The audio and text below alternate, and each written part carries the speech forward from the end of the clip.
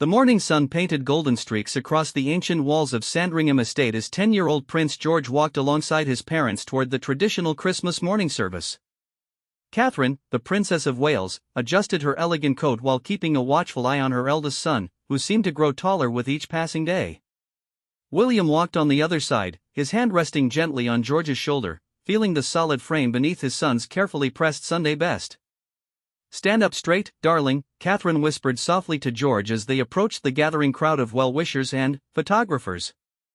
The young prince straightened his shoulders, and even Catherine couldn't help but notice how the top of his head now reached just below her chin.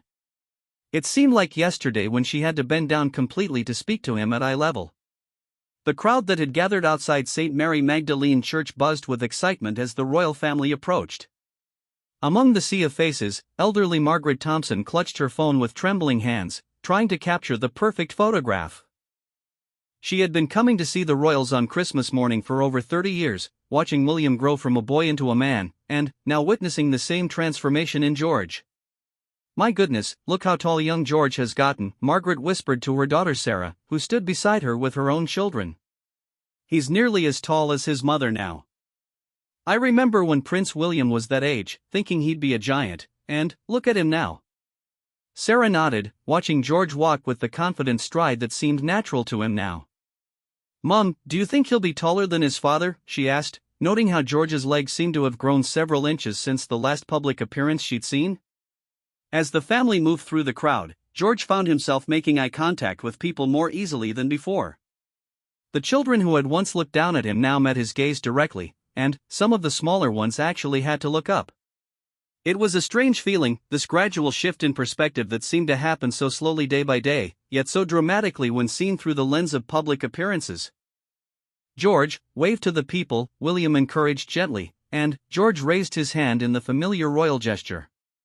The crowd responded with warm applause and calls of "Merry Christmas, Your Royal Highness." The young prince smiled genuinely, his confidence growing with each interaction. Inside the church, the family took their seats in the front pew, a tradition that had been followed for generations. George sat between his parents, and Catherine couldn't help but notice how his knees seemed closer to the pew in front of him than they had been the year before.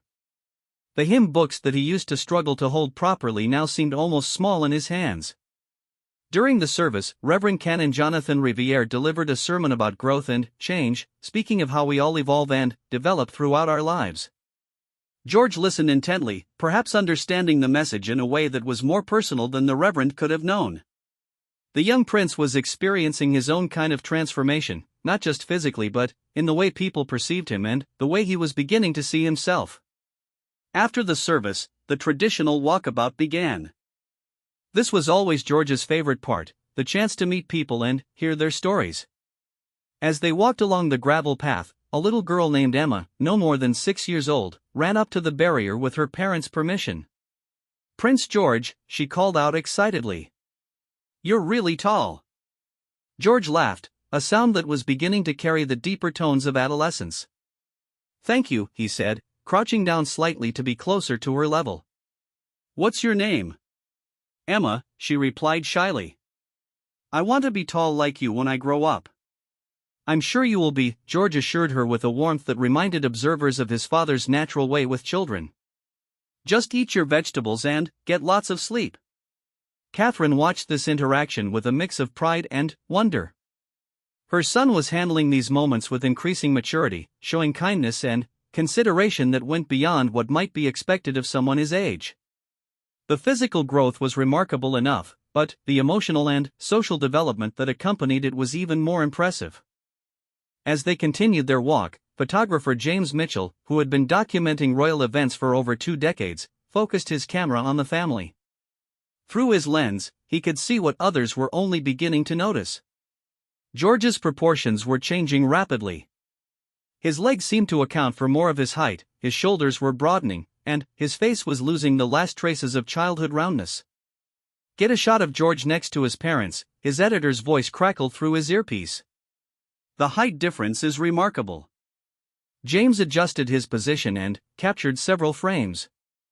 In one particularly striking image, George stood directly between William and Catherine, and it was clear that he was approaching his mother's height. The photograph would later become one of the most shared images of the day, with royal watchers analyzing every detail and speculating about George's eventual adult height. Among the crowd, royal historian Dr. Amanda Clark observed the family with professional interest. She had been studying the Windsor family for decades and was well aware of the genetics at play. William stood 6 feet 3 inches tall, while Catherine was 5 feet 9 inches. The combination suggested that George might indeed grow to be quite tall, possibly even surpassing his parents' heights. "It's fascinating to watch," Dr. Clark murmured to her assistant, who was taking notes for an upcoming article. "The royal bloodline has always produced tall men. King George VI was over 6 feet, Prince Philip was 6 feet, and now we're seeing this pattern continue with the new generation." Young George seemed unaware of the speculation surrounding his growth. He was simply enjoying the morning, shaking hands with well-wishers, accepting flowers and small gifts, and experiencing the warmth of public affection that had surrounded him since birth. Yet there was something different in his demeanor now, a growing awareness of his place and future role. An elderly gentleman named Arthur Pemberton, a retired headmaster who had taught at Eton many years ago, waited patiently in the crowd. When George approached, Arthur smiled knowingly. "Your Royal Highness," Arthur said with a respectful nod. "I taught your father when he was at Eton. Remarkable young man, just as you're becoming." George's eyes widened with interest. "You taught my father? What was he like?" "Much like you, I imagine," Arthur replied thoughtfully. "Curious, kind, and growing faster than his uniforms could keep up with. I suspect you understand that particular challenge."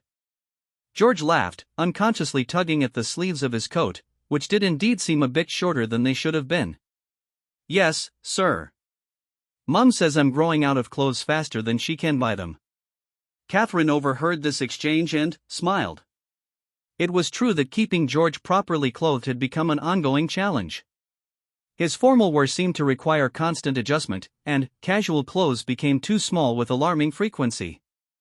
It was a good problem to have, she supposed, but it was certainly noticeable.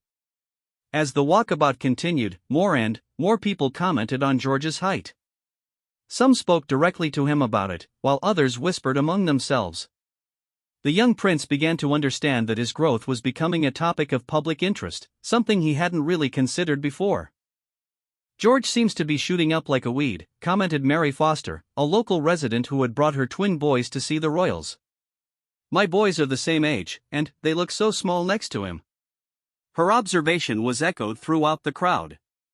Parents found themselves looking at their own children and noting the differences. George wasn't just tall for his age, he was tall in a way that suggested he would be exceptionally tall as an adult. The royal protection officers, always vigilant about the family's safety, had also noticed George's changing stature. They were beginning to adjust their positioning and strategies accordingly. A taller prince presented different security considerations, particularly in crowd situations where he was becoming more visible and prominent. Back at Sandringham House later that afternoon, the family gathered for their traditional Christmas lunch. The extended royal family was present, including George's grandparents, aunts, uncles, and cousins. As they took their places around the grand dining table, the seating arrangements that had been standard for years suddenly seemed a bit off. George's chair, which had been perfectly sized for him just months earlier, now seemed almost too small. His grandfather, King Charles, noticed this immediately and made a mental note to have the household staff make adjustments for future gatherings. "George, my boy," King Charles said warmly, "you seem to be growing into quite the young man.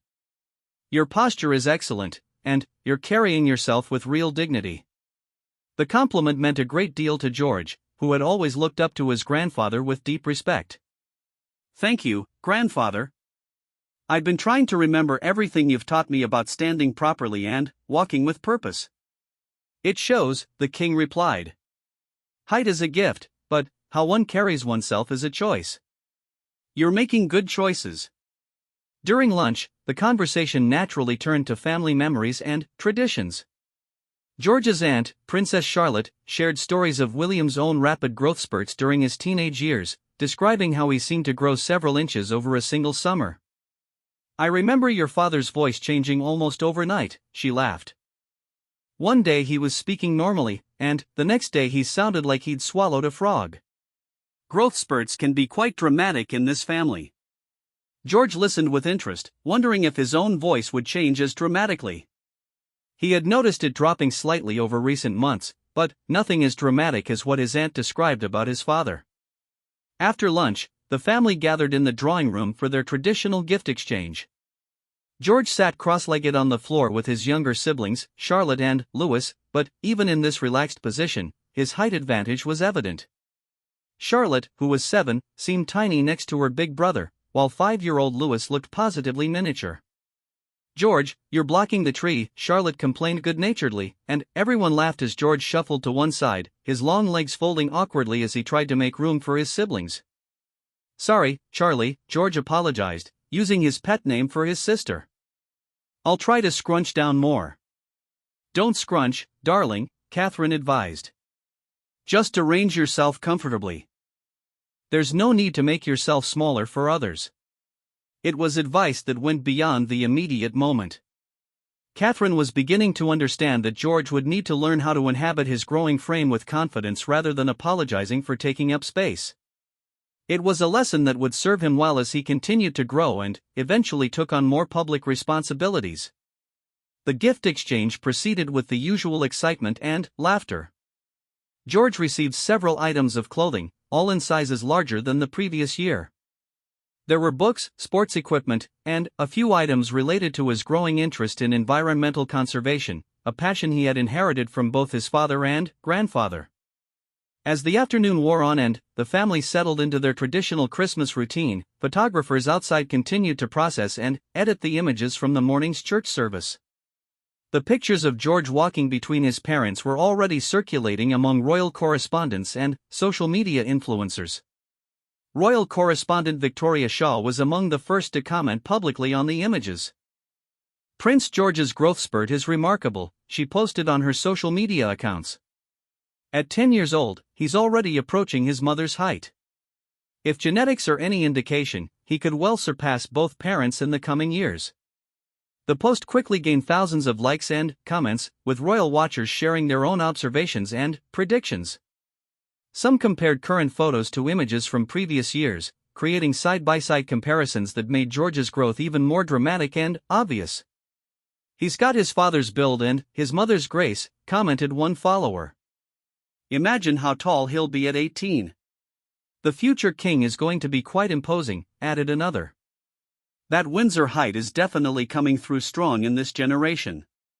Meanwhile, back at Sandringham, George was blissfully unaware of the social media storm his height was generating. He spent the rest of Christmas Day playing with his cousins, helping with preparations for the evening meal, and enjoying the comfortable family atmosphere that Sandringham provided during the holidays. As evening approached and the family prepared for a quiet dinner, George caught sight of himself in one of the many mirrors that lined the hallways of the estate. For a moment, he stopped and really looked at his reflection, perhaps seeing himself clearly for the first time in months. The boy looking back at him seemed different from the one he remembered from earlier in the year. Taller, certainly, but also somehow more mature. His face had lost some of its childish roundness, and his shoulders seemed broader beneath his sweater. It wasn't an unpleasant change, but it was definitely noticeable. "Everything all right, George?" his father asked, appearing behind him in the mirror's reflection. "I was just looking," George replied honestly. "I look different than I remember." William smiled, remembering his own moments of recognition during his own growth spurts. "You're growing up, son. It happens gradually, and then, suddenly, you notice how much you've changed." "Did you feel strange when you were growing fast?" George asked, turning to face his father directly. "Sometimes," William admitted. "Your body changes faster than your mind gets used to it. You might feel clumsy for a while, or like your arms and legs are too long. That's completely normal." George nodded, relieved to hear that his occasional feelings of awkwardness were part of a normal process. "Will I be as tall as you?" "Probably taller," William said with a grin. "Your mother's family has some height in it too, and you seem to be getting the best of both sides." As Christmas Day drew to a close, the royal family gathered once more for evening prayers, another tradition that had been maintained for generations. Standing in the small chapel at Sandringham, George found himself thinking about growth in broader terms than just physical height. He was growing up in ways that went beyond measuring in inches and centimeters. The responsibilities and expectations that came with his position were slowly becoming clearer to him. The way people looked at him was changing, not just because he was taller, but because he was maturing into the role he would one day fulfill. Outside, the winter wind whistled around the estate, and snow began to fall gently against the windows. Inside, the royal family concluded their Christmas celebrations with the warmth and intimacy that made Sandringham special. George went to bed that night with a sense of contentment, unaware that his remarkable growth spurt was about to become a topic of international interest and speculation. In homes across Britain and around the world, people were sharing and discussing the photographs from the morning's church service. Social media platforms were filled with comments about the young prince's height, with many expressing amazement at how quickly he seemed to be growing. "He's going to be a giant," posted one royal watcher, accompanied by a side-by-side comparison of George from Christmas 2022 and Christmas 2023. "Future tallest king in British history," speculated another, sparking a debate about the heights of previous monarchs and the genetics that might influence George's final adult stature. As George slept peacefully in his room at Sandringham, the conversation about his remarkable growth was just beginning. The young prince, who had started the day simply enjoying Christmas with his family, had ended it as the subject of widespread fascination and prediction about just how tall he might eventually become. 3 months had passed since that memorable Christmas at Sandringham, and the fascination with Prince George's height had only intensified. The young prince was now in the midst of what his pediatrician described as an exceptional growth phase, adding nearly 2 inches in those short months. As spring arrived at Kensington Palace, so did a new wardrobe crisis that had Catherine calling the palace's personal shopper almost weekly. "This is the third blazer this term," Catherine sighed as she held up George's school uniform jacket, which now exposed several inches of his wrists and forearms. "Mrs. Patterson is going to think we don't know how to dress our own son." George stood in front of his bedroom mirror, tugging self-consciously at the too short sleeves. At Thomas's Battersea, he had become accustomed to being the tallest in his class, but lately, the difference seemed to be growing more pronounced each week. His classmates had started calling him Tower George, a nickname he wasn't entirely sure he liked. "It's not that bad, Mom," George said, though his voice lacked conviction. The truth was, he was beginning to feel awkward about his rapid growth, especially when photographers seemed to focus exclusively on his height during public appearances. William entered the room carrying a newspaper, his expression thoughtful. "George, we need to talk about something," he said, settling into the chair by the window. "The press coverage about your height is becoming quite intense. How are you feeling about all the attention?" George shrugged, a gesture that seemed to emphasize his lengthening frame even more. "It's weird, Dad. People stare more now, and they always mention how tall I am. Even at school, the teachers keep commenting on it." Catherine sat on the edge of the bed, her maternal instincts alert to the hint of discomfort in her son's voice. "Are you bothered by the comments, darling?" "Sometimes," George admitted. "Yesterday, a photographer shouted 'Stand up straight, your tallness,' during our walk to school. Everyone laughed, but it made me feel like that's all anyone sees about me now." This was exactly what William and Catherine had been worried about. They had watched their son transform physically over recent months, but they were increasingly concerned about the psychological impact of so much public focus on his appearance. "Listen, George," William said seriously, "your height is just one part of who you are. Yes, you're tall, and yes, you're going to get taller. But that doesn't define you as a person. You're kind, intelligent, curious, and compassionate. Those are the qualities that really matter." At Thomas's Battersea that morning, George's concern about standing out was validated almost immediately. As he walked through the school gates with his protection officer trailing discreetly behind, heads turned and conversations stopped. His classmates gathered around him as they always did, but their comments increasingly focused on his height. "George, you're like a giraffe now," laughed his friend Marcus, meaning it as a compliment but not realizing how it stung. "My dad says you're going to be the tallest king ever," added Sophie, another classmate. He measured you against the doorframe in our dining room from the Christmas photos, and you're already taller than our door handle. George forced a smile, but inside he felt a familiar twinge of discomfort. Was this how people would always see him? Just a tall boy who would become a tall king? His teacher, Mrs. Henderson, noticed George's subdued mood during morning assembly. She had been teaching for over 20 years and had experience with children going through growth spurts, but George's situation was unique due to the public attention it generated. "Prince George, could you help me reach the high shelf?" she asked during art class, a request that would have seemed normal for any tall student but felt loaded with meaning for George. "Of course, Mrs. Henderson," George replied politely, but he caught the knowing glances exchanged between his classmates. Even his helpfulness was being viewed through the lens of his height. During lunch break, George found himself gravitating toward the basketball court, where his height was actually an advantage rather than just a curiosity. His friend James, who was passionate about sports, had been encouraging George to try out for various teams. "Seriously, George, you dominated basketball," James said as they shot hoops together. "The secondary school scouts are already asking about you, and you're only 10. For the first time that day, George smiled genuinely. On the basketball court, his height felt like a gift rather than a burden. He could see over defenders, reach shots that others couldn't, and his growing coordination was starting to match his frame.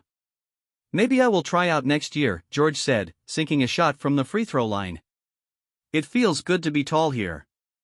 "What do you mean?" James asked, dribbling the ball thoughtfully. George paused, considering how to explain his complicated feelings. "Everywhere else, people just stare and comment about how tall I am. Here, being tall actually helps me do something well. It has a purpose."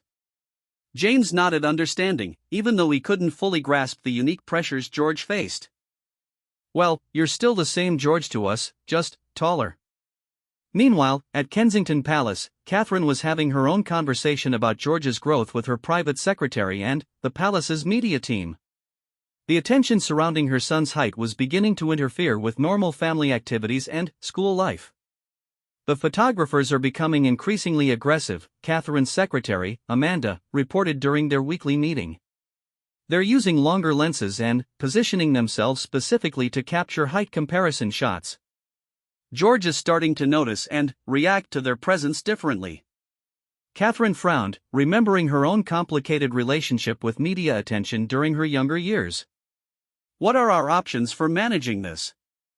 "We could issue a statement requesting privacy regarding Prince George's physical development," suggested Marcus Reed, the palace's head of communications. "Emphasize that he's a child going through normal growth phases and deserves to do so without constant commentary." Or, Amanda added carefully, "we could arrange a controlled photo opportunity that satisfies the public curiosity and, then, request space afterward." Catherine considered both options, knowing that any approach they chose would set a precedent for how George's adolescence would be handled publicly. "Let me discuss this with William and with George himself. He should have a voice in how we handle this." That evening, the family gathered for dinner at Kensington Palace. George seemed more thoughtful than usual, picking at his food while his younger siblings chattered about their day. "How was school today, George?" William asked, noting his son's subdued demeanor. "It was fine," George replied automatically, then caught himself. "Actually, it wasn't fine. Everyone keeps talking about how tall I am, and the photographers outside school are getting louder with their comments. It's starting to feel weird." Charlotte, now 7 and increasingly aware of media attention herself, looked at her big brother with concern. "Do people say mean things about how tall you are?" "Not mean exactly," George explained patiently. "Just constant. Like that's the only thing about me that matters anymore." Louis, still only 5, piped up with innocent curiosity. "But being tall is good, isn't it? You can reach things and play sports better." George smiled at his little brother's simple perspective. "You're right, Louis. Being tall can be good. I just wish people noticed other things about me too." Catherine and William exchanged a look of understanding. Their son was articulating a mature concern about identity and public perception that most children his age would never have to consider. George, Catherine said gently, what if we talked to the palace communications team about asking the media to focus on your activities and interests rather than your physical appearance? Would that work? George asked hopefully. We can try, William assured him. And, in the meantime, we want you to remember that we see all of you, not just how tall you are. Your kindness toward Louis when he had nightmares last week, your curiosity about environmental issues, your improving piano playing, these are the things that make us proud. The next morning brought an unexpected development. Dr. Patricia Williams, a child development specialist who had been following George's case from a distance, published an article in a medical journal about the psychological effects of public attention on children experiencing rapid physical growth. When a child's physical development becomes a subject of intense public scrutiny, Dr. Williams wrote, it can create an unhealthy focus on appearance over character and achievement. Children may begin to see themselves primarily through the lens of their physical attributes rather than their complete identity. The article was picked up by several major newspapers, sparking a debate about media coverage of royal children and the potential impact on their psychological development. For the first time, the conversation began to shift from fascination with George's height to concern about the effects of so much attention. Royal correspondent Sarah Mitchell, who had been covering the family for years, wrote a thoughtful piece that morning titled Letting Prince George Grow in Peace. While Prince George's remarkable growth spurt is undeniably noteworthy, she wrote, we must remember that he is first and foremost a 10-year-old boy navigating the complex process of growing up. Our collective fascination with his height, while understandable, risks reducing a bright, articulate, and compassionate young person to a single physical characteristic. The article resonated with many parents who recognized the challenges of helping children develop healthy self-images during times of physical change. Social media responses began to show a shift in tone, with many royal watchers expressing support for giving George space to grow without constant commentary. At Thomas's Battersea, Mrs. Henderson noticed the change in public discourse and decided to address it with her class. During morning discussion time, she brought up the topic of how people grow and change. Everyone develops at different rates, she explained to the students. Some children grow taller quickly, others grow more slowly. Some develop new interests, others discover talents they didn't know they had. The important thing is that we see each other as complete people, not just one characteristic. George felt a wave of relief as several of his classmates nodded thoughtfully. Maybe the adult conversations happening around him would filter down to make his daily experience more comfortable. During art class that afternoon, George worked on a self-portrait assignment that Mrs. Henderson had given the class. Instead of focusing on his height, he drew himself playing piano, surrounded by music notes and with a smile on his face. When Mrs. Henderson saw the drawing, she made a point of praising his artistic choices. This tells me so much about who you are, George, she said warmly. I can see your love of music and your attention to detail. It's a wonderful representation of your interests and personality. For the first time in weeks, George felt seen for something other than his physical stature. The feeling was so positive that he decided to share the drawing with his parents that evening. This is beautiful, darling, Catherine said when George showed her the self-portrait over dinner. I love how you captured your passion for music. This is how we see you, as our musically talented, kind, thoughtful son who happens to also be growing tall.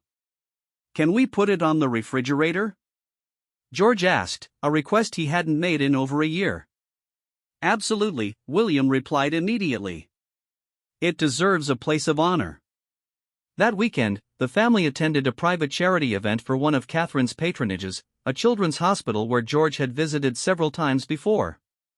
The event was carefully managed to minimize media attention, but a few photographers were present to document the royal family's support for the charity. As they toured the hospital wards, George's height actually proved helpful in ways that had nothing to do with public fascination.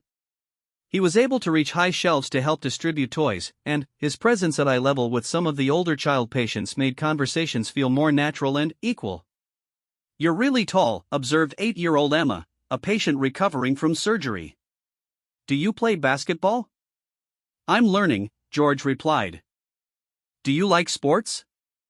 The conversation that followed focused on Emma's love of swimming and her dreams of competing when she recovered. George listened attentively, asked thoughtful questions, and shared his own challenges with learning new sports. His height was mentioned once and, then, forgotten as they discovered shared interests. Watching this interaction, Catherine felt a surge of pride that had nothing to do with George's physical development and everything to do with his emotional maturity and genuine care for others. This was the George she wanted the world to see. Dr. Richard Thompson, the child psychologist the palace occasionally consulted, observed George during the hospital visit and later shared his thoughts with William and Catherine. George is handling the attention around his growth quite well, Dr. Thompson noted. He's beginning to understand that his physical development is just one aspect of who he is. The key is continuing to provide him with opportunities to excel and be recognized for his character, talents, and achievements. That evening, as the family returned to Kensington Palace, George seemed more relaxed than he had in weeks. The hospital visit had reminded him that his height could be useful in helping others, and the positive interactions with patients had boosted his confidence. "Dad," George said as they walked from the car to the palace entrance, "I think I want to learn more about medicine and helping sick children. Maybe being tall will help me be a better doctor someday." William smiled, hearing in his son's words a mature understanding that physical attributes could be tools for service rather than burdens or sources of self-consciousness. "That's a wonderful goal, George," William replied. "And you're right that your height might help in some medical situations, but your compassion and intelligence will be much more important for helping people." As George prepared for bed that night, he looked at himself in the bathroom mirror again, but this time his reflection prompted different thoughts. Instead of focusing on how much taller he had grown, he thought about the children he had met at the hospital and how he might use his future position and his physical presence to help others. The boy in the mirror was still growing rapidly, still drawing attention for his remarkable height, but he was beginning to understand that growth involved much more than physical development. He was learning to see his changing body as one part of a larger picture that included his mind, his heart, and his future role in service to others. Outside, photographers still gathered hoping for glimpses of the remarkably tall young prince, but, inside the palace, George was quietly learning one of the most important lessons of his young life, that true growth comes from within, and that physical changes are most meaningful when they enable service to others rather than simply drawing attention to oneself. Summer arrived early that year, bringing with it the kind of warm, golden days that made London feel magical. For 11-year-old Prince George, now standing at an impressive 5 feet 6 inches, the season also brought new challenges and unexpected opportunities that would test everything he had learned about handling public attention. The palace had arranged for George to spend part of his summer holidays participating in a youth leadership program, designed to help children from various backgrounds develop confidence and communication skills. It was Catherine's idea, born from her desire to give George experiences that would help him grow as a person rather than simply growing taller. "Are you nervous?" Catherine asked as they drove toward the community center in South London where the program was being held. George sat in the back seat, unconsciously hunched over in an attempt to make himself appear smaller. "A little," George admitted, straightening up when he realized his posture. "What if the other kids only want to talk about my height? What if they think I'm weird because I'm a prince and I'm so tall?" William turned from the front passenger seat to look at his son. "George, remember what we talked about. You're going to this program not as Prince George, but as George Wales. You're there to learn and make friends, just like any other child." The community center was bustling with activity when they arrived. Children aged 10 to 14 were gathering in small groups, their excited chatter filling the air. George took a deep breath and walked toward the registration table, his protection officer maintaining a discreet distance. "Name?" asked the friendly volunteer behind the table. "George Wales," he replied, using the surname the family employed for school and informal situations. "Excellent. You're in Group 3 with Elena Martinez as your leader. She's the woman over there with the purple hair and the big smile." As George approached his assigned group, he noticed several children stealing glances at him. He braced himself for the inevitable comments about his height, but the first interaction surprised him. "Hi there." Elena Martinez greeted him warmly. "You must be George." "I'm Elena, and I'll be your group leader for the next 2 weeks. We're just waiting for 2 more participants, and then we'll start with some icebreaker activities. Elena was a youth worker with over 10 years of experience helping children from diverse backgrounds build confidence. She had been briefed about George's identity and his particular sensitivities, but her approach remained refreshingly natural. The group consisted of 8 children from various parts of London. There was Amara, a 12-year-old aspiring scientist from Birmingham who had won a place through academic excellence. Michael, 11, came from a single-parent household in East London and dreamed of becoming a filmmaker. Sarah, 13, was passionate about environmental activism and had already organized several community cleanup events. As they sat in a circle for introductions, George felt the familiar anxiety about being singled out for his height. When his turn came, he decided to take a different approach. "I'm George, I'm 11, and I love playing piano and learning about conservation," he said simply. "I'm here because I want to get better at talking to people and maybe learn how to help with community projects." To his surprise, no one immediately commented on his height. Instead, Sarah's eyes lit up with interest. "Conservation? That's amazing. What kind of environmental issues are you most interested in?" For the next 10 minutes, George found himself engaged in an animated discussion about climate change, wildlife protection, and sustainable living practices. His height was irrelevant, his knowledge and passion were what captured his new friend's attention. Elena watched this interaction with satisfaction.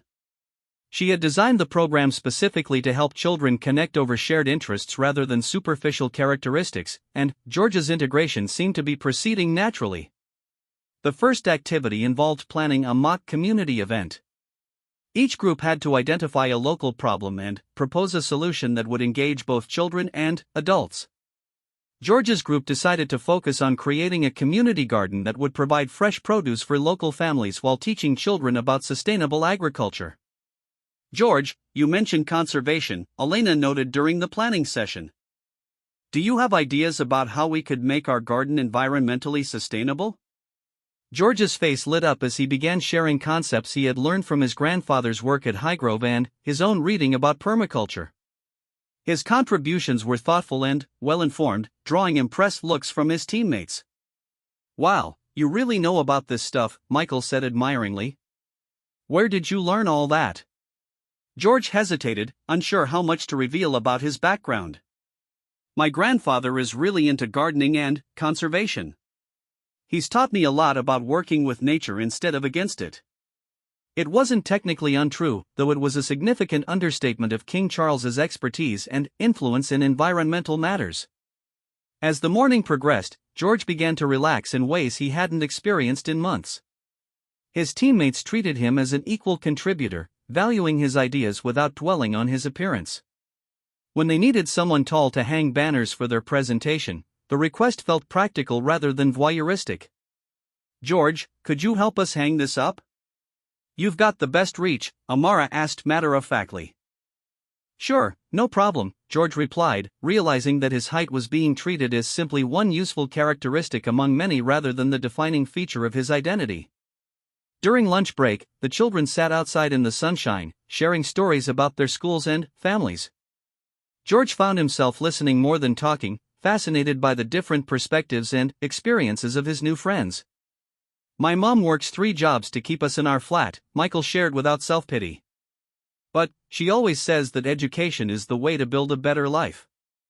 That's why she pushed me to apply for this program."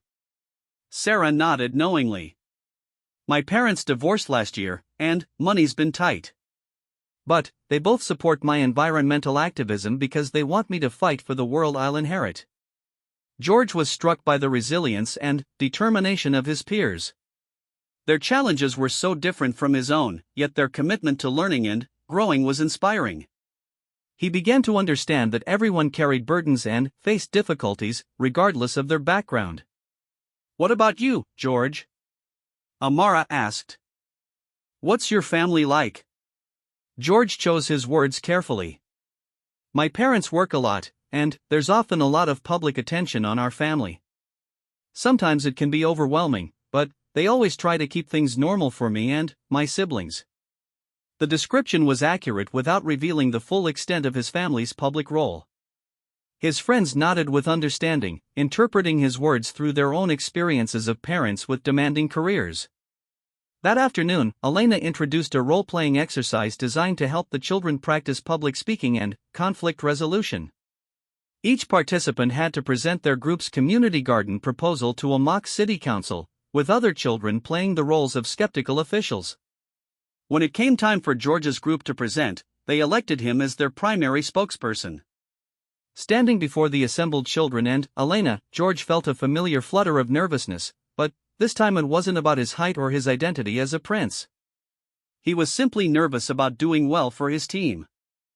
Honored council members, George began, his voice carrying clearly across the room, we're here today to propose a community garden project that will address food insecurity while teaching valuable life skills to local children. As he spoke, George drew on everything he had learned about public speaking from his father and grandfather, but also on the genuine passion he felt for the project. His presentation was confident, well-structured, and persuasive. The council members asked challenging questions about funding, maintenance, and community support. George's teammates jumped in with additional information, but they clearly looked to him as their leader, not because he was tall or a prince, but because he had demonstrated knowledge and communication skills they respected. After the presentation, Elena pulled George aside for a private moment. "George, that was exceptional. You have a real gift for public speaking and leadership. Have you considered pursuing debate or student government when you get to secondary school?" George felt a flush of pride that had nothing to do with his physical appearance. "Thank you, Elena. I've been nervous about speaking in public lately, but this felt different. Natural, somehow. When we're passionate about something and focused on helping others, our own self-consciousness tends to disappear," Elena observed. "You were completely focused on your team and your project. That's the mark of a true leader." That evening at dinner, George was more animated than his parents had seen him in months. He regaled them with stories about his new friends, their creative ideas, and the community garden project. "It sounds like you're really enjoying yourself," Catherine observed with delight. "Tell us more about your teammates." George described each child with genuine affection and respect, sharing their dreams and challenges with the kind of detail that showed he had been listening carefully to their stories. "Michael wants to make films that tell important stories about real people," George explained.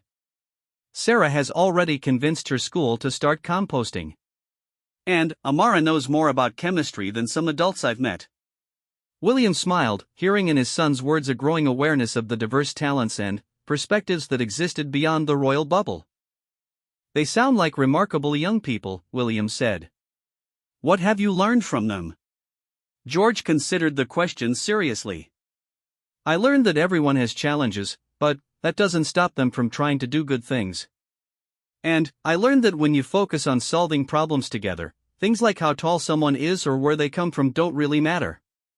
The next day brought a surprise development. A local newspaper had somehow learned about George's participation in the youth leadership program, and photographers had gathered outside the community center. George's heart sank when he saw them through the van window. "They found me," he said quietly to his protection officer. "Now everything will change." But Elena had anticipated this possibility and had prepared accordingly. When George's group arrived for their second day, she gathered all the participants together. "We have some photographers outside today," she announced calmly. "This sometimes happens when our programs get media attention. We're not going to let it change what we're doing. Anyone who wants to avoid photos can enter through the back door, and we'll keep our activities inside today." To George's amazement, several of his teammates immediately offered support. "We can form a group when we walk in," Michael suggested. "That way no one person stands out. And if they ask questions, we just say we're here to learn, not to give interviews," Sarah added firmly. George felt a surge of gratitude for his new friend's instinctive protection and solidarity. Walking into the building surrounded by his teammates, he felt less exposed and vulnerable than he had in months when facing photographers. Inside, Elena had restructured the day's activities to focus on media literacy and handling public attention. Without specifically mentioning George's situation, she led discussions about how young people could maintain their privacy and sense of self when facing unwanted attention. The media often tries to reduce people to simple stories, Elena explained. Tall kid, smart kid, troubled kid, sporty kid. But we all know that people are much more complex than that. How can you maintain your full identity when others try to put you in a box? The discussion that followed was eye-opening for George. His teammates shared experiences of being stereotyped or misunderstood, and their strategies for maintaining their sense of self were surprisingly sophisticated. I just keep doing the things I love, Amara shared. When people call me a science nerd like it's a bad thing, I remember that my research might help solve real problems someday. My friends sometimes tease me about being too serious about the environment, Sarah added. But I know that this work matters more than being popular. George realized that his struggle with public attention and identity was part of a larger human experience of learning to stay true to oneself in the face of external pressure and expectations. During the afternoon project work, Elena announced that the local councilman who represented the area had agreed to visit and hear their community garden proposal in person. The children would have a chance to present their ideas to a real official who could potentially help make their project a reality. "This is amazing!" Michael exclaimed. "A real chance to make a difference." George felt the familiar flutter of nervousness, but this time it was accompanied by excitement rather than dread. The presentation would be about their shared project and their hopes for community improvement, not about him personally. Councilman David Roberts arrived that afternoon, a middle-aged man with a warm smile and a genuine interest in youth perspectives. As George's group prepared to present, Elena reminded them to focus on their message rather than any nerves they might feel. "Remember, you're here because you care about your community," she said. "That passion and commitment are what matter most." George took his place at the front of the room alongside his teammates, and, for a moment, he caught sight of his reflection in the window. He was indeed tall, noticeably so, but what struck him most was how confident and purposeful he looked standing with his friends, united in their shared mission. "Councilman Roberts," George began, his voice steady and clear, "we're here to propose a project that could transform unused urban spaces into sources of food, education, and community connection." As the presentation proceeded, George found himself drawing not only on his formal education and royal training, but also on the insights and perspectives he had gained from his new friends. Their diverse backgrounds and experiences had enriched his understanding of community needs and solutions. When Councilman Roberts asked about long-term sustainability, Sarah jumped in with environmental concerns. When he questioned community engagement, Michael offered ideas based on his neighborhood organizing experience. When he wondered about educational value, Amara detailed the scientific learning opportunities. George served as the coordinator, weaving their contributions together into a coherent vision that impressed the councilman with both its idealism and its practical feasibility. "This is remarkable work," Councilman Roberts said when they finished. "You've clearly thought through the challenges and opportunities. I'd like to arrange for you to present this proposal to our Parks and Recreation Committee next month." The children erupted in excited celebration, and George found himself caught up in genuine group euphoria. They had accomplished something real together, something that had nothing to do with his royal status or his unusual height, but everything to do with their shared commitment to positive change. As the day ended and the children prepared to leave, George exchanged contact information with his new friends. For the first time in months, he looked forward to maintaining friendships based on mutual interests and respect rather than curiosity about his identity or appearance. "Same time tomorrow?" Elena asked as the group gathered their belongings. "Absolutely," George replied, meaning it completely. "I wouldn't miss it." Walking out of the community center that afternoon, flanked by friends who saw him as George the conservation enthusiast rather than Prince George the remarkably tall royal, he felt a lightness he hadn't experienced in months. The photographers were still there, but their presence felt less invasive when he was surrounded by teammates who valued him for his contributions rather than his appearance. That evening, as he reflected on the day with his parents, George realized he was learning to navigate public attention in a new way. Instead of trying to minimize his height or hide from curiosity about his growth, he was learning to redirect attention toward his interests, abilities, and collaborative relationships. "I think I understand something now," he told Catherine as she tucked him into bed. "I can't control how tall I get or how much attention that brings. But I can control what I do with that attention and how I use it to help with things I care about." Catherine smiled, recognizing in her son's words a wisdom that would serve him well throughout his life. "That's a very mature realization, darling. And a very royal one, in the best sense." As George drifted off to sleep that night, he was already looking forward to tomorrow's activities with his leadership group, planning how they could refine their community garden proposal and, perhaps, develop additional projects together. His remarkable height was still drawing attention, still growing by the month, but it was beginning to feel like just one part of a much larger and more interesting story. The autumn of George's 11th year brought more than just falling leaves and crisp morning air. Standing now at nearly 5 feet 8 inches, he had officially surpassed his mother's height, a milestone that photographs from the state opening of Parliament captured with startling clarity.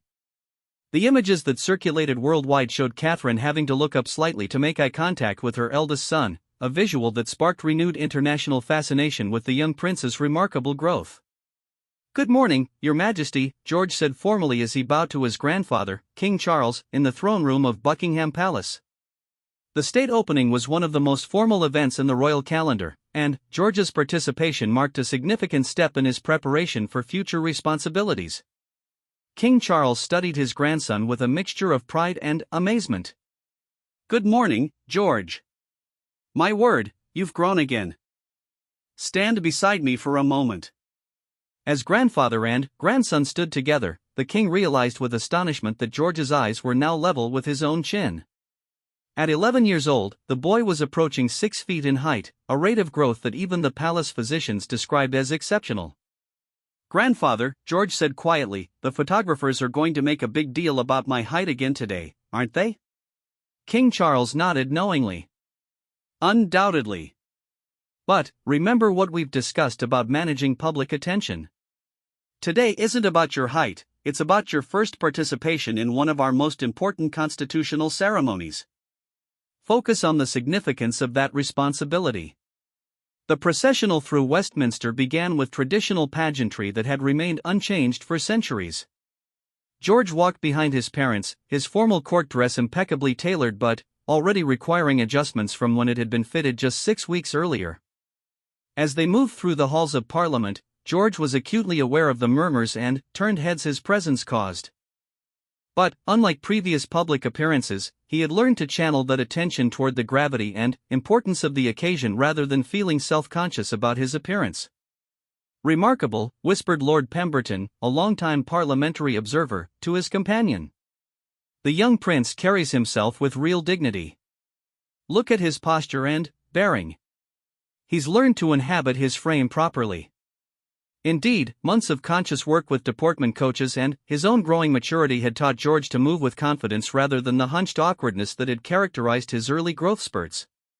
His height now appeared purposeful rather than accidental. In the House of Lords, as the ceremony proceeded with its ancient rituals, George found himself genuinely absorbed in the constitutional significance of what he was witnessing. The pomp and circumstance that once seemed overwhelming now felt like meaningful tradition connecting him to centuries of royal service. During the Queen's speech, delivered by King Charles on behalf of the government, George listened intently to the outlined legislative agenda, particularly noting references to environmental protection and youth education initiatives. His summer experiences with the leadership program had given him new appreciation for how policy decisions affected real people's lives. After the ceremony, the traditional photographs required careful staging to accommodate George's height. Royal photographers had learned to adjust their compositions and angles to capture the family naturally rather than emphasizing the height differences that had become such a focus of media attention. "Prince George, could you step slightly forward?" requested Marcus Williams, the official palace photographer. "That's perfect. Your posture is excellent." George complied gracefully, having learned through experience how to position himself for photographs without appearing awkward or self-conscious. The resulting images showed a young man growing into his role with increasing confidence and natural authority. At the reception following the ceremony, George encountered political figures, dignitaries, and Commonwealth representatives who were meeting him for the first time since his growth spurt became internationally notable. Your Royal Highness, greeted Prime Minister Sarah Thompson, it's wonderful to see you again. You've certainly grown since our last meeting. George smiled politely, having prepared responses for the inevitable height comments. Thank you, Prime Minister.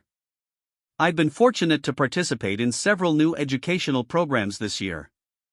I'm particularly interested in the environmental legislation outlined in today's speech. The Prime Minister's eyebrows rose with surprise and approval. Rather than dwelling on his physical development, George had smoothly redirected the conversation towards substantive policy matters, demonstrating both social skill and genuine interest in governance. That's excellent to hear, she replied with genuine enthusiasm. The Youth Climate Initiative is one of our priority measures. Perhaps you'd be interested in visiting some of the pilot programs next spring? I would be honored, George responded, meaning it sincerely. I've been learning about sustainable agriculture and community environmental projects. I'd love to see how government programs are addressing these challenges. Across the room, Catherine watched this interaction with profound maternal pride. Her son was demonstrating the kind of engaged, informed presence that effective royal leadership required, and he was doing so while managing the unique pressures of his extraordinary physical development. Later that evening, at a private family dinner at Clarence House, King Charles raised the subject that had been on everyone's mind throughout the day. George, you handled today beautifully, the king began. But I want to discuss something important with you. The attention surrounding your growth is reaching levels that concern me from a security and privacy standpoint. George set down his fork, giving his grandfather his full attention. What do you mean, grandfather? The international media coverage has intensified significantly, William explained. We're seeing photographers with increasingly sophisticated equipment, social media analysis of your height progression, and even betting markets about your eventual adult stature. Catherine added her own concerns. There are also security considerations, darling. Your visibility in crowds has changed dramatically, and our protection strategies need to evolve accordingly. George absorbed this information thoughtfully. At 11, he was developing a mature understanding of how his unique position created both opportunities and challenges that most people never had to consider. What are our options? George asked, unconsciously echoing the kind of language he heard in policy discussions. King Charles smiled at his grandson's pragmatic response. Several possibilities. We could reduce your public appearances temporarily while this intense interest hopefully diminishes. We could arrange for more controlled media exposure to satisfy curiosity while protecting your privacy. Or we could gradually increase your public role, allowing you to grow into the attention rather than hiding from it. George considered each option carefully. His experiences over the past year had taught him valuable lessons about managing public attention and using his platform for positive purposes. I think I'd like to try the third option, George said finally. Not because I enjoy the attention about my height, but because I've learned that I can redirect that attention toward causes I care about. And maybe it's better to learn how to handle this now rather than hiding and having to face it later. His parents exchanged proud looks. Their son was demonstrating remarkable maturity in his approach to the unique challenges of his position. That's a very wise perspective, King Charles replied. But it will require careful planning and support. Are you prepared for the increased scrutiny and pressure that would come with a more active public role? George thought about his friends from the leadership program, their resilience in facing their own challenges, and their commitment to making positive differences despite obstacles. I think so, he answered honestly. Especially if I can focus on projects and causes that matter, like the Community Garden Initiative. When I'm working on something meaningful with other people, the attention feels less overwhelming. Over the following weeks, the Palace communications team worked with George to develop a strategic approach to his evolving public role. Rather than trying to minimize attention to his remarkable growth, they would acknowledge it while emphasizing his developing interests and capabilities. The first test of this new strategy came with George's participation in a youth climate summit at the Natural History Museum. The event brought together young environmental activists from across the United Kingdom to share projects and develop collaborative initiatives. This feels familiar, George said to his protection officer as they approached the museum, noting the gathered photographers and reporters. But different somehow. Instead of the usual questions about his height, reporters had been briefed to focus on his environmental interests and his participation in the summit. The resulting interactions felt more substantive and less invasive. "Prince George, can you tell us about your passion for environmental conservation?" asked Emma Richardson from the BBC. "I've been learning about sustainable agriculture and community gardening," George replied confidently. "I'm here today to learn from other young people who are already making a difference in their communities." Inside the summit, George found himself in his element. The participants, aged 10 to 16, were focused on environmental solutions and collaborative projects. His height, while noticeable, was simply one characteristic among many rather than the defining feature of his identity. "George, you mentioned community gardens," said 15-year-old activist Maya Patel during a workshop session. "We've been working on urban farming initiatives in Manchester. Would you be interested in sharing ideas?" For the next 2 hours, George engaged in detailed discussions about soil health, water conservation, renewable energy applications, and community engagement strategies. His insights, drawn from his grandfather's expertise and his own research, contributed meaningfully to the collaborative planning. During lunch, he sat with a diverse group of young activists, listening to their experiences and sharing his own learning journey. The conversation flowed naturally from environmental science to policy advocacy to personal challenges in balancing activism with academic responsibilities. "It must be strange having so much attention on your personal life," observed 16-year-old James Cooper, a youth climate organizer from Scotland. "How do you handle that pressure?" George appreciated the direct but respectful question. "It can be overwhelming sometimes," he admitted. "But I've learned that if I focus on the work and the causes I care about, the personal attention becomes less important. And events like this remind me that there are so many other young people doing amazing things that deserve attention too." The summit concluded with participants presenting collaborative projects they had developed during the day. George's group proposed a network of school-based community gardens that would provide fresh produce for local food banks while teaching students about sustainable agriculture and nutrition. "This project exemplifies exactly the kind of youth leadership we need to address climate challenges," commented Dr. Rebecca Foster, the summit's lead organizer, as George's group finished their presentation. "The combination of practical action and educational value makes it scalable and sustainable." As the event ended, George exchanged contact information with several participants and made plans to visit their existing projects. For the first time since his growth spurt became a media phenomenon, he felt energized rather than drained by a public appearance. "How did that feel?" Catherine asked as they drove home from the museum. "Really good, Mum," George replied with genuine enthusiasm. "When the conversation was about environmental projects and collaboration, my height barely came up. And, when it did, it felt normal rather than like some kind of spectacle." That evening, the family watched news coverage of the summit together. The reports focused primarily on the youth climate initiatives and George's substantive contributions to the discussions, mentioning his remarkable height only briefly in the context of his growing public role. "This is exactly the kind of coverage we hoped for," William observed with satisfaction. "The focus is on your work and interests, with your physical development treated as just one aspect of your overall growth and development." 2 weeks later, George received an unexpected invitation that would prove to be another turning point in his relationship with public attention. The invitation came from his friend Elena Martinez, his former group leader from the Summer Leadership Program. "George, we've been invited to present our community garden proposal to the Mayor of London's Youth Advisory Council," Elena explained during their phone conversation. "The councilman we presented to was so impressed that he recommended us for this opportunity. Would you be willing to participate?" George felt a surge of excitement mixed with nervousness. This would be a significant public appearance, but one based entirely on merit and collaborative work rather than his royal status or physical appearance. "Absolutely," George replied without hesitation. "When is the presentation?"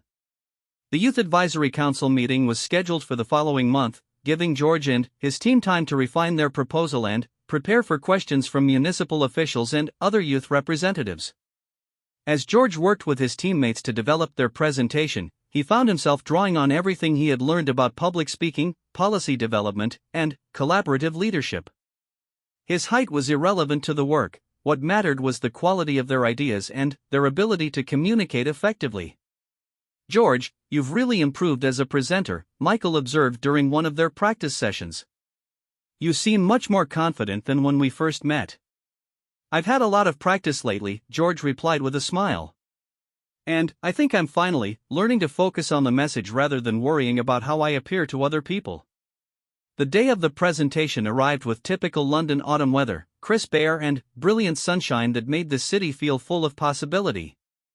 George met his teammates at City Hall, where they were greeted by Elena and ushered into the council chamber. "Ladies and gentlemen," announced the council chair, "our final presentation today comes from a youth leadership program team proposing an innovative community garden initiative. Please welcome Elena Martinez and her young colleagues." As George stood with his teammates before the assembled officials and youth representatives, he felt a moment of nervous awareness about the attention his height would inevitably draw. But, as Elena began the introduction and he prepared to speak, his focus shifted entirely to their shared mission and the importance of their proposal. "Honorable council members," George began, his voice carrying clearly through the chamber, "we're here to propose a community garden network that addresses food security, environmental education, and social connection simultaneously." The presentation that followed was polished, passionate, and thoroughly researched. George and his teammates fielded questions about funding, community engagement, environmental impact, and scalability with the confidence of young people who had done their homework and genuinely cared about their cause. "This proposal demonstrates exactly the kind of innovative thinking and practical application we need from London's young people," commented Councilwoman Janet Stevens after they finished. "The integration of environmental sustainability with community development is particularly impressive." When the council voted unanimously to support their pilot program with both funding and municipal resources, George felt a rush of accomplishment that had nothing to do with his royal status or remarkable height and everything to do with collaborative achievement and meaningful impact. As they celebrated outside City Hall, surrounded by supportive teammates and Elena's proud supervision, George realized he had reached a new understanding of his relationship with public attention and his growing role in public life. "We actually did it," Sarah said with amazement. "We convinced the city to fund our project." "This is just the beginning," Amara added with characteristic scientific optimism. "Now we get to actually build something and see if our ideas work in practice." George looked around at his friends and collaborators, then up at the London skyline where their community gardens would soon be flourishing. His remarkable height was still drawing curious glances from passers-by, would still generate media coverage and public fascination, but it no longer defined his experience or limited his sense of possibility. "You know what the best part is?" George said to his teammates as they prepared to part ways. 6 months from now, when people see our gardens and taste the vegetables we're growing, they'll remember this project, not how tall any of us happened to be when we started it." That evening, as George reflected on the day's success with his family, he realized that his extraordinary growth spurt had become something different from the burden or spectacle it had once felt like. It was simply one part of his overall development as a young person, learning to use his unique position and capabilities in service of causes larger than himself. "I think I understand now why you always told me that growth is about more than getting taller," George said to his father as they walked through the gardens at Kensington Palace. Today felt like real growth, the kind that actually matters. William smiled, seeing in his son not just remarkable physical development, but the emerging character and purpose that would define his future contributions to the monarchy and the world. George was indeed growing into someone extraordinary, and his height was just one small part of that larger transformation.